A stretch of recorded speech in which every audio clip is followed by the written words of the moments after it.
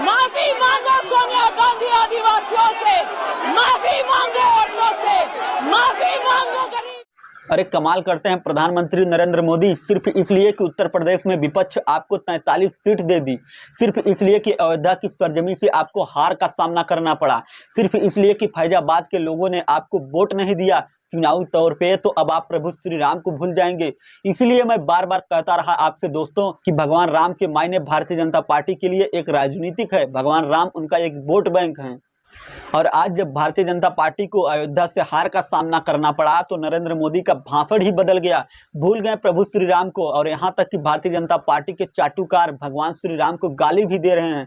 देखिए, जब भाजपा के मुख्यालय में प्रधानमंत्री नरेंद्र मोदी जी पहुंचे तो भारत माता की जय का नारा लगाते हैं, लेकिन जय श्री राम का नारा नहीं लगता। माफी मांगो सोनिया गांधी आदिवासियों से, माफी मांगो औरतों से, माफी मांगो गरीब। अरे कमाल करते हैं प्रधानमंत्री नरेंद्र मोदी, सिर्फ इसलिए कि उत्तर प्रदेश ने विपक्ष को 43 सीटें दे दी, सिर्फ इसलिए कि आपको फैजाबाद में हार का सामना करना पड़ा, अयोध्या की जमीन में आपको हार का सामना करना पड़ा चुनावी तौर पर, तो अब आप प्रभु श्री राम को भूल जाएंगे। इसीलिए मैं आपसे बार बार कहता रहा हूं दोस्तों कि भगवान राम के मायने भारतीय जनता पार्टी के लिए सिर्फ राजनीतिक हैं। देखिए, कल शाम को जब भाजपा के मुख्यालय प्रधानमंत्री पहुंचते हैं तो भारत माता की जय के नारे लगाते हैं, मगर उसके बाद जय श्री राम का नारा नहीं लगता, उसके बाद जय जगन्नाथ के नारे लगते हैं। क्यों? क्योंकि उड़ीसा में सरकार बन गई है दोस्तों। क्यों? क्योंकि उड़ीसा ने लोकसभा में बम्पर छप्पर फाड़ सीटें दी हैं। क्यों दी है ये तो उड़ीसा की जनता जाने, मगर कल प्रधानमंत्री ने कहीं ना कहीं जो मिसाल दी उससे यह पता चलता है कि सिर्फ आपको अयोध्या में हार का सामना करना पड़ा तो आप राम को भूल गए, अब आप जय जगन्नाथ कर रहे हैं। सुनिए प्रधानमंत्री ने क्या किया। जय जगन्नाथ, जय जगन्नाथ।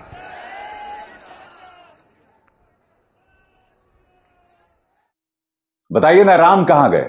कल मैं देख रहा था दोस्तों सोशल मीडिया में तमाम जो अंधभक्त थे वो अयोध्या को गाली दे रहे थे, वो उत्तर प्रदेश की जनता को गाली दे रहे थे जिसने इंडिया गठबंधन को 43 सीटें दे दी। अरे भाई, राम के सिर्फ यही मायने रह गए हैं। इसीलिए मैं आपसे बार बार कहता था, इसीलिए भाजपा बार बार राम से बड़ा मोदी को बताती थी, बार बार बताती थी, लगातार बताती थी, और अब आप राम को भूल गए, जय जगन्नाथ बोल रहे हैं। धर्म के मायने भाजपा के लिए सिर्फ राजनीति है, सिर्फ इसलिए कि उड़ीसा ने तुम्हें छप्पर फाड़ सीटें दी, सरकार बनवा दी वहां पर, इसलिए आप जय जगन्नाथ कहेंगे? खुलेआम इस तरह का खेल हो रहा है दोस्तों। प्रधानमंत्री नरेंद्र मोदी का चेहरा देखिए, वो नूरानी चमक गायब है, क्योंकि बहुमत से 30 सीटें दूर रह गई हैं दोस्तों। यह चुनाव एक करारा सबक है अहंकार के लिए। याद कीजिए, इस चेहरे पर क्या चमक होती थी जब वो कांग्रेस के घोषणा पत्र के बारे में झूठ बोलते थे, किस तरह की चमक होती थी जब अपने ही नागरिकों को घुसपैठिया, ज्यादा बच्चा पैदा करने वाले बताते थे। इस चेहरे पर क्या चमक होती थी जब आप मंदिर, मस्जिद, मुल्ला, मुजरा, मछली, मटन, मुगल इस तरह के शब्दों का इस्तेमाल करते थे। मगर यह चुनाव सबक है अवसरवादियों के लिए, यह चुनाव एक करारा तमाचा अहंकार के लिए। इन दो चेहरों को देखिए, नवीन पटनायक और जगन रेड्डी, दोनों फॉर्मर चीफ मिनिस्टर्स होने जा रहे हैं दोस्तों। पिछले 10 सालों में इन्होंने भारतीय जनता पार्टी का खुलकर साथ सदन में दिया। विपक्ष इनसे गुजारिश करता रहा कि सरकार को कटघरे में रखिए, मगर ये लोग तमाम बिलों को पारित करने को लेकर भाजपा की मदद करते रहे। आज ये नेस्तनाबूद हो चुके हैं। ये सबक हैं चंद्रबाबू नायडू और नीतीश कुमार के लिए कि अगर आप अपनी निजी राजनीति के लिए आज की तारीख में भाजपा का साथ देंगे तो आपका क्या हश्र होगा। देखिए क्या हश्र हो गया है जगन रेड्डी और नवीन पटनायक का। आज मैं आपके सामने कुछ चीजें रखने वाला हूं दोस्तों। याद कीजिए, प्रधानमंत्री नरेंद्र मोदी ने चंद्रबाबू नायडू के बारे में क्या कहा था कि ये वो आदमी है जिसने अपने ससुर को भी नहीं बख्शा। सुनिए उन्होंने क्या कहा था। और आज एनडीए की सरकार बनाने को लेकर प्रधानमंत्री पूरी तरह से चंद्रबाबू नायडू पर आश्रित हैं। सुनिए।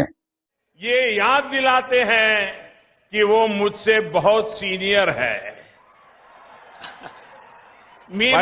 इसमें क्या विवाद है? आप सीनियर हैं, इसलिए आपके सम्मान में मैंने कभी कोई कमी नहीं छोड़ी है। आप सीनियर हैं दल बदलने में, आप सीनियर हैं नए नए दलों से गठबंधन करने में, आप सीनियर हैं अपने खुद के ससुर की पीठ में छुरा भोंकने में, अरे आप सीनियर हैं एक चुनाव के बाद दूसरे चुनाव में हारने में, एक चुनाव के बाद दूसरे चुनाव में हारने में, और मैं तो उसमें सीनियर हूं नहीं। यही नहीं, अमित शाह ने पूरी फहरिस्त गिना दी थी चंद्रबाबू नायडू के बारे में, पूरी फहरिस्त गिना दी थी चंद्रबाबू नायडू के बारे में कि वो क्या हैं, किस तरह की शब्दावली का इस्तेमाल किया गया था। सुनिए।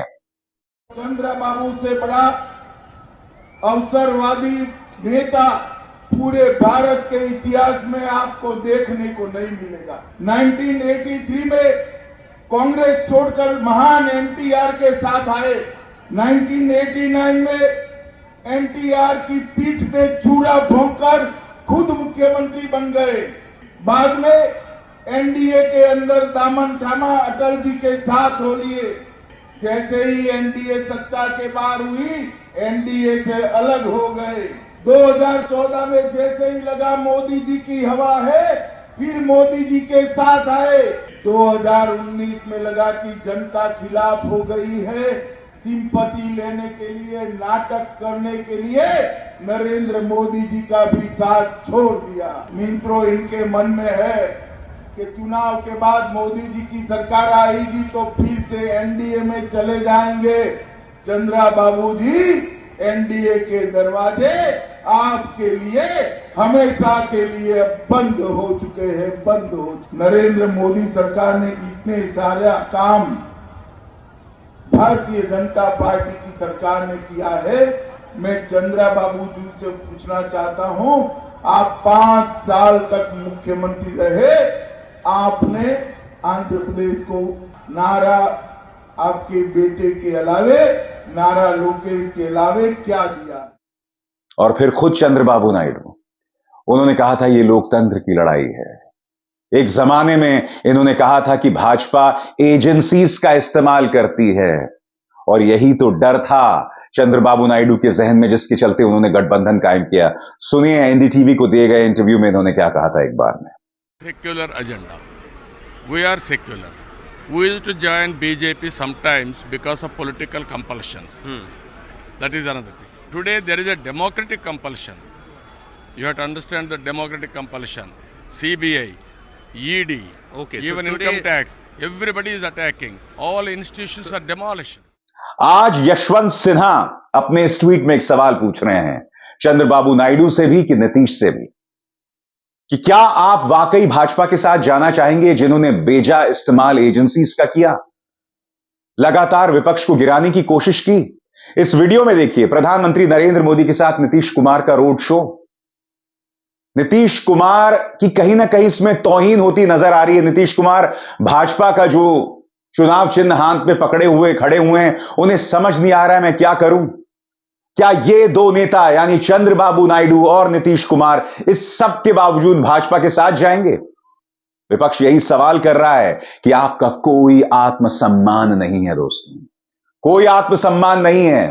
तो बड़ा प्रश्न, क्या कुछ खेला होने जा रहा है? क्या चंद्रबाबू नायडू और नीतीश कुमार यू टर्न ले सकते हैं? आज नहीं तो कम से कम कल। तो जैसे मैंने बताया दोस्तों, ये जो जनादेश है करारा तमाचा है अवसरवादियों को, और करारा तमाचा है अहंकार को।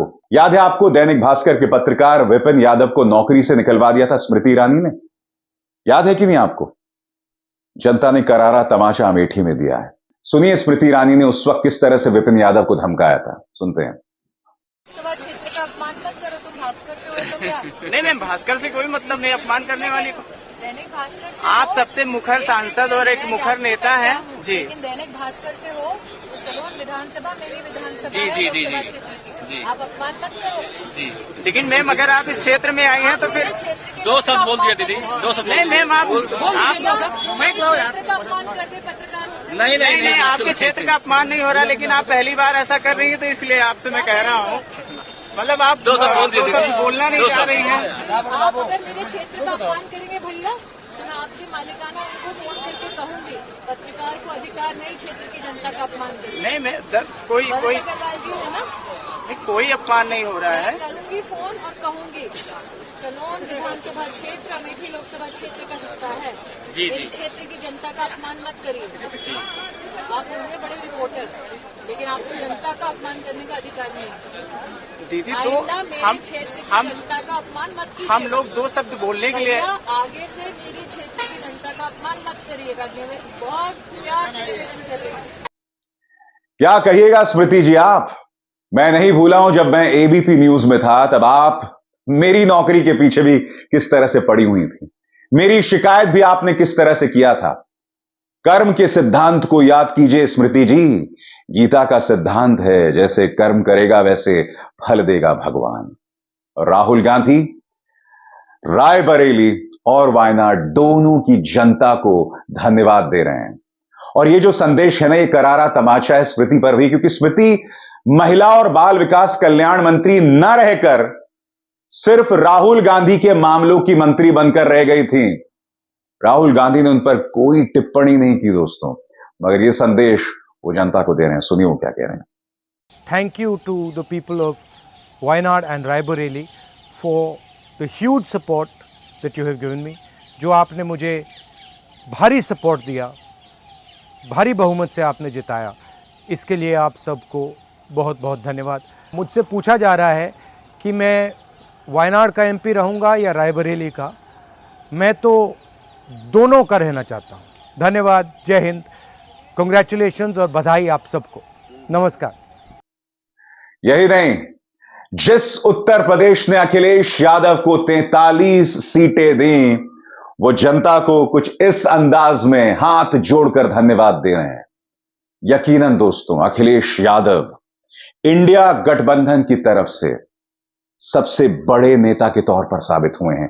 अखिलेश और राहुल, तेजस्वी भी लड़े, खूब लड़े। पिछली बार के मुकाबले उन्हें बेहतर सफलता मिली, मगर यह ना भूलें दोस्तों कि तेजस्वी की लड़ाई बहुत मुश्किल थी। यह ना भूलें कि प्रधानमंत्री नरेंद्र मोदी ने तमाम जो जातियां हैं उन्हें अपने साथ लामबंद कर दी थी। उनके साथ जितन राम मांझी थे, चिराग पासवान थे, नीतीश कुमार थे, तमाम जो अगड़ी जातियों का समूह था। और इस सब के खिलाफ तेजस्वी लड़ रहे थे। तेजस्वी अकेले थे। ये मत भूलिए, उस गठबंधन में वो अकेले नेता थे, अकेले नेता। और इसलिए तेजस्वी की लड़ाई बहुत मुश्किल थी। मगर अखिलेश की भी लड़ाई कम आसान नहीं थी दोस्तों। और जीत के बाद 43 सीटों के बाद वो क्या कह रहे हैं। जनता को प्रणाम, जनमत को सलाम।